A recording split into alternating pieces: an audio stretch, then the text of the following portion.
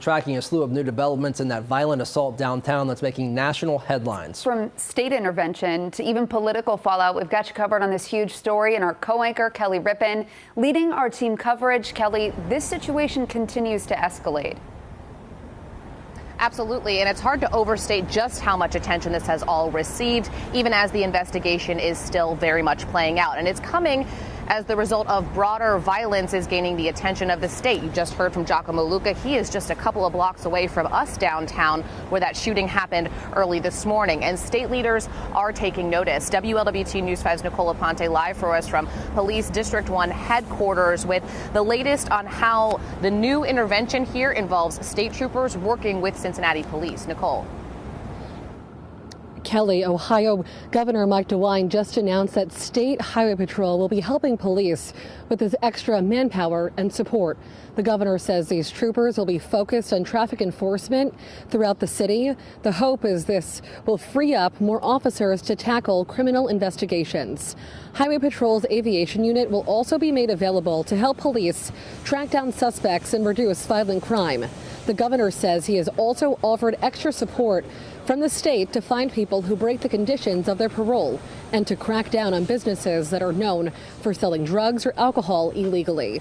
In a statement, Mayor Aftab Puraval said in part, quote, "Combating violence is our most urgent challenge, and this coordination and support from the state of Ohio will assist our local law enforcement in ensuring the safety of all of our residents." It is also important to note that Ohio has also provided similar support to other cities across our state before, including Dayton, Columbus, and Cleveland. As to when this extra enforcement will start and the scope of it, we are still pushing for answers on that front. Reporting live from District 1 headquarters this morning, Nicole Aponte, WLWT News 5. Kelly?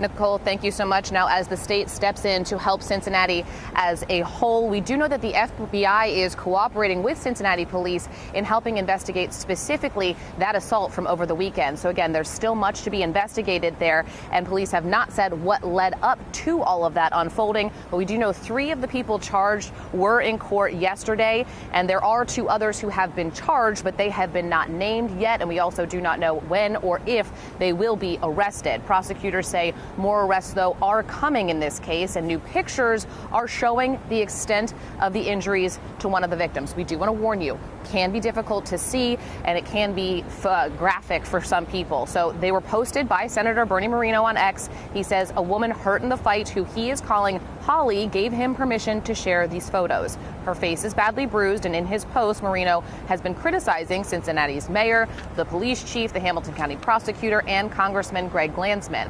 Moreno is a Republican. He and other GOP officials have taken aim at the city's Democratic leadership over this issue.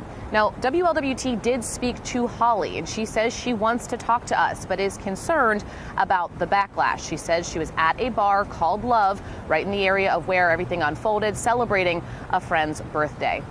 There is much more to cover, especially with the political fallout. And in our next half hour, we're going to talk about a Facebook post that's been garnering a lot of attention from an outgoing member of Cincinnati's City Council. We will talk more about why she says she's standing behind it. Live downtown, Kelly Rippin, WLWT News 5. Kelly, thank you so much. We will continue to lead the way on any new developments in this case. You can read our full coverage on WLWT.com and our mobile news app.